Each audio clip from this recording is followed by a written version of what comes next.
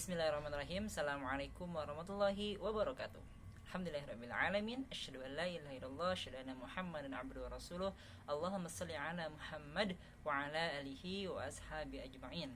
Alhamdulillah rekan-rekan sekalian, pada hari ini saya senang sekali setelah beberapa saat kemudian disibukkan dengan beberapa program dari Edwah, dari Yayasan Edwah, kembali bisa bertemu, walaupun mungkin sedikit ilmu yang mendapat dibagi dan juga mungkin dari penontonnya pun belum banyak-banyak banget gitu ya. Tapi alhamdulillah mudah-mudahan bisa istiqomah di Edwah Talk yang bisa teman-teman tonton di YouTube-nya Edwah TV. Adapun apa yang akan dibahas pada hari ini adalah tentang apa yang sedang ramai ya di tengah-tengah kita, bahkan mungkin terjadi di dekat kita. Ini kemudian menjadi ramai karena beberapa idola kita mungkin ya, atau orang-orang yang public figure itu mendapatkan atau diterpa isu ini. Apa itu? Perceraian. Sebut saja artis, band, kemudian selingkuh, akhirnya si istri yang bercadar kemudian membongkar perselingkuhan sang suami hingga ada bercerai. Tapi si istri yang bercadar ini kemudian membuka cadarnya dengan dalih mencari nafkah, gitu ya. Ini bisa digali lagi bahwasanya sebenarnya nafkah itu bukan kewajiban dari istri, tetap jadi kewajiban sang ayah walaupun sudah bercerai. Ini panjang kalau dibahas. Kemudian juga terjadi dua artis yang mana si perempuan hijrah, yang laki-lakinya mungkin belum berhijrah gitu, tapi para netizen berharap mereka menjadi rujuk gitu ya. Dan perceraian yang terjadi pun terlihat damai dalam tanda kutip, artinya tidak ada isu perselingkuhan dulu. Mungkin ada gosip-gosip fitnah, tapi faktanya bahkan dari pihak perempuan pun mengklarifikasi mereka berpisah karena berbeda pandangan atau visi. Dan yang terakhir ramai juga, ini bahkan aktivis dakwah, seorang pebisnis yang menginspirasi ternyata poligami di luar izin istri. Padahal secara hukum sendiri poligami itu boleh tanpa izin istri. Walaupun ini mungkin dalam tanda kutip seperti tidak sesuai dengan hukum positif hari ini. Padahal dalam Islam sendiri boleh, gitu ya. Yang tentu banyak hal positif dari syariat Islam seperti ini, ya. Tapi yang menjadi problem itu ternyata proses menuju poligami, walaupun tetap tidak izin istri, ada hal-hal yang tidak sesuai dengan syariat, gitu ya. Dan itu hingga akhirnya mencuat, ditambah perjuangan sang istri pertama ini begitu luar biasa terhadap suaminya, gitu ya. Hingga akhirnya orang-orang kecewa, gitu ya. Hingga akhirnya influencer pebisnis muslim ini pun dihujat oleh netizen, gitu ya. Itu diantara cerita yang tentu masih banyak lagi. Seperti contohnya ada yang baru lagi terakhir, sang perempuannya justru yang selingkuh, gitu ya, dan seterusnya. Ini kok bisa terjadi dan bagaimana sih pandangan Islam ya tentang isu perceraian ini? Sebagaimana kita ketahui, pernikahan tentu tidak akan kemudian mulus-mulusnya. Pasti ada kerikil-kerikil yang bisa menempa rumah tangga ya. Karena ini merupakan ikatan perjanjian atau akad yang antara seorang laki-laki dan wali perempuan, yang karenanya hubungan laki-laki dan perempuan ini menjadi halal sebagai pasangan suami istri ya.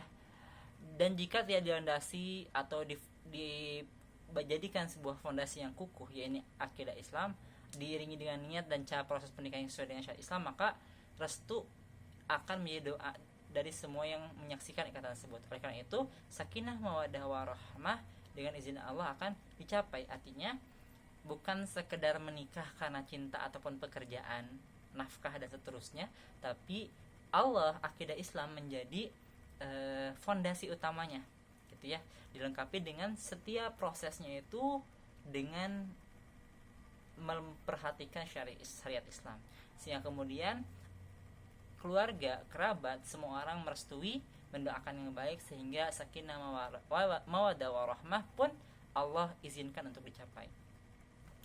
Lalu ketika kemudian kerikil-kerikil terjadi, seringkali potensi-potensi untuk berpisah pun muncul. Lantas bagaimana ketika perpisahan menjadi pilihan? Bagaimana pandangan Islam ya? Teman-teman semua, ternyata perceraian ini dalam Islam boleh ya. Tentu boleh gitu. syariat Islam memang tidak melarang terjadinya perpisahan manakala hidup bersama menjadi suatu kemudaratan dikarenakan adanya pertikaian yang tidak mungkin terselesaikan atau adanya kezaliman yang mengkhawatirkan tidak tertunaikannya hak dengan semestinya. Memang perceraian bukan merupakan hal yang dilarang dalam Islam, sekalipun ia merupakan aktivitas yang dibenci Allah, ya. Sebagaimana sabda Nabi, Allah tidak menjadikan sesuatu yang halal yang lebih dibenci olehnya dari talak. Dari hadis lain, perbuatan halal yang paling dibenci oleh Allah ialah talak atau cerai, ya.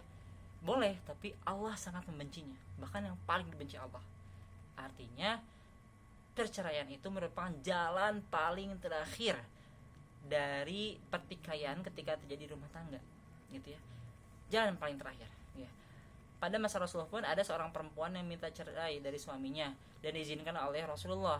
Istri Sabit bin Qais bin Syamas mendatangi Nabi seraya berkata, "Wahai Rasulullah, aku tidak membenci Sabit dalam agama dan akhlaknya. Aku hanya takut kufur." Dalam riwayat lain ada penjelasan yang maknanya aku tidak sanggup hidup bersamanya. Maka Rasulullah bersabda, "Maukah kamu mengembalikan kepadanya kebunnya?" Yang menjawab, "Ya." Maka yang mengembalikan kepadanya dan Rasulullah SAW memerintahkannya dan Sabit pun menceraikannya. Namun terkait istri meminta cerai dari suami ini dalam pandangan Islam memiliki babnya sendiri, ya. Artinya sangat sangat rugi ketika seorang istri meminta cerai. Dalam hadis riwayat Abu Daud dan Tirmizi mengatakan, Rasulullah SAW bersabda, wanita mana saja yang meminta talak atau cerai tanpa ada alasan yang jelas, maka haram baginya mencium bau surga. Ketika wanita meminta cerai, ya. Ini sangat berat. Ini gak akan saya bahas secara menyeluruh, ya. Yang pada intinya teman-teman semua, berkaitan dengan cerai ini gak semudah itu. Mungkin kayak cerai itu kayak mudah banget gitu. Apalagi mungkin orang kaya gitu ya, yang dia bisa mandiri tanpa pasangan pun dia bisa hidup gitu ya, dan mencari pasangan baru tuh mudah banget. Mungkin bukan hal yang berat gitu ya. Tapi apakah seperti itu ya? Kalau nggak cocok cerai aja gitu ya. Atau mungkin nikah aja dulu. Mungkin kalau nggak cocok nanti bisa cari yang lain yang baru gitu ya. Nah, ini kita yang ini akan kita fokuskan pembahasannya. Pertama, harus kita pahami bahwasanya jangan sesekali kita kepikiran bahwa cerai adalah sesuatu yang mudah. Sebab kita nggak tahu kondisi dan rasanya dari sebuah rumah tangga seorang yang dia memutuskan untuk bercerai, ya. Dan betapa sulitnya orang itu memutuskan untuk berpisah. Kedua, dalam Al-Quran sendiri pun ngasih gambaran bahwasanya perceraian itu hal yang super sulit, ya. Contohnya dalam surat Al-Baqarah, ya, ayat 229. Talak yang dapat dirujuk itu 2 kali, ya. Artinya setelah 2 kali itu gak bisa dirujuk lagi. Setelah itu suami dapat menahan dengan baik atau melepaskan dengan baik. Nah, di sini ada kata fa'imsakun bi ma'ruf au tasrihu bi ihsan, ya. Di sini kita perhatikan, kita harus notice di sini bahwasanya ketika tentang menahan atau rujuk Allah menyebutkan bi ma'ruf ketika tentang melepaskan cerai.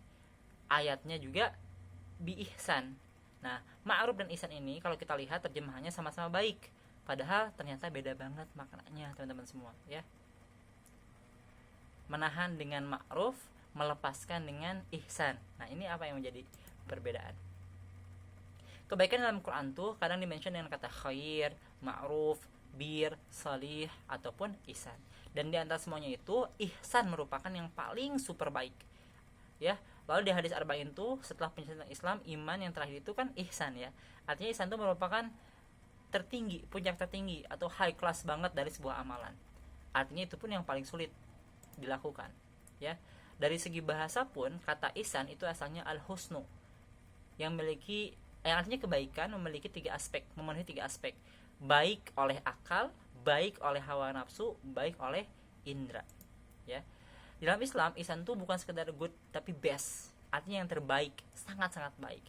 Maka di sini dikatakan dalam ayat tadi Al-Baqarah 229, ketika melepaskan pun dengan cara sangat baik, ya. Bercerai itu nggak bisa hanya dengan baik-baik saja, tapi harus banget dengan sangat-sangat baik sekali, harus dengan ihsan. Di sini kita dapat melihat bahwasanya Allah tuh seolah-olah seperti mempersulit untuk bercerai, karena cerai pun harus dilakukan dengan cara sangat baik, yang mungkin berat kalau kita cerai tanpa ada rasa sakit hati, gitu ya. Nah, sebab Allah nggak suka, teman-teman semua. Allah itu benci dengan perceraian, ya, sebagaimana dikatakan pada hadis Abu Dawud tadi. Tapi sekali lagi keputusan pada diri masing-masing pasangan yang kemudian memutuskan untuk bercerai. Ya, ini sekedar insight saja teman-teman semua, bahwasanya kalau benar ingin cerai, lakukan dengan ihsan yang terbaik. Minimal tanpa ada pihak yang tersakiti, sama-sama logowo, tanpa ada pihak yang terzolimi, tanpa ada pihak yang kemudian menjadi korban, ya, nggak merugikan antara keluarga. Maka Allah memberikan syarat ihsan ini pada setiap perceraian, ya. Mudah-mudahan kita terjauh dari perceraian, keluarga kita sakinah mawaddah rahmah, dan Allah senantiasa mencintai kita. Barakallahu fikum. Assalamualaikum warahmatullahi wabarakatuh.